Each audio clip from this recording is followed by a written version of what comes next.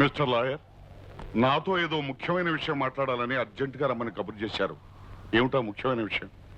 చూడండి రంగారావు గారు, విష్ణు కేవలం ఒక నేరస్తుడుగానే మీకు తెలుసు. కానీ విష్ణు మాకేమిటో మీకు తెలియదు. కేవలం ఒక నాటకం ఆడటానికి మా ఇంటికి తీసుకొచ్చిన విష్ణు అతని మంచితనంతో, నిజాయితీతో, వ్యక్తిత్వంతో మా అందరి గుండెల్లో నిండిపోయాడు. ఇప్పుడు మీరు అతని ఉరి పేరుతో తీసుకెడితే మీరు మా అందరి గుండెలు బద్దలు కొట్టిన వాళ్ళు అవుతారు. మా అందరి మనసులో మంటలు పెట్టిన వాళ్ళు అవుతారు. అందుకే అలా జరగకూడదని మిమ్మల్ని చంపాలనుకుంటున్నాను. Lawyer, what is this? ఏమిటి మీరు చేస్తున్నారు?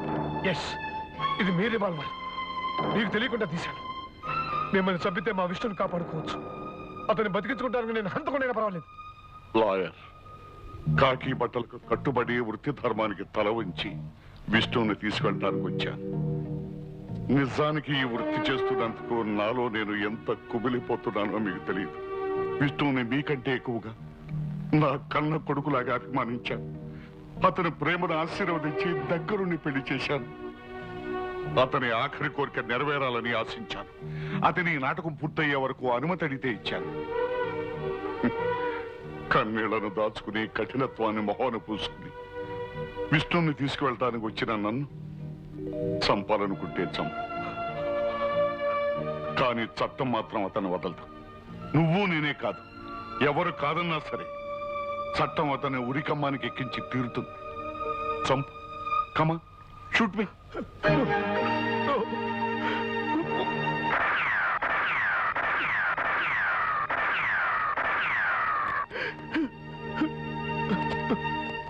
Take it easy. Take it easy.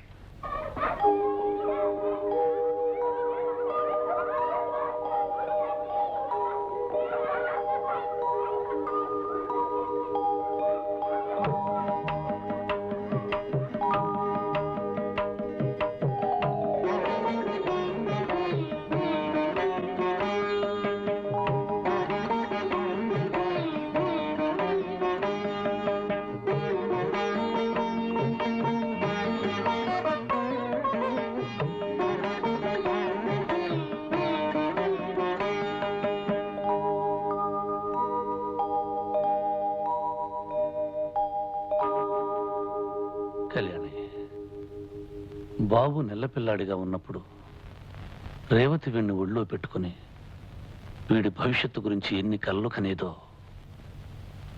వీణ్ణి ఎంతో గొప్పవాణ్ణి చేయాలని, ఎంతో ఉన్నతంగా తీర్చిదిద్దాలని, 10 మందిలో పేరు ప్రఖ్యాతులు తెచ్చుకునే వాళ్ళ చేయాలని తన మూగ భాషలో నాకు తెలియచెప్పేది.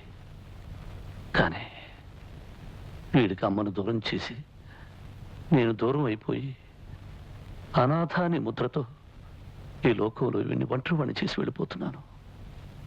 విష్ణు, ఎందుకలా మాట్లాడతా? బాబు ఏనాటికి అనాథ కాడో. వీడికి అమ్మని, నాన్నని అన్ని నేనే పెంచుతాను. వీళ్ళమ్మ కలలకి, ఆశయాలకి రూపంగా వీడిని తీర్చిదిద్దుతాను. చిగురించి బాబు మీ కొడుకు కాదు, మన కొడుకు.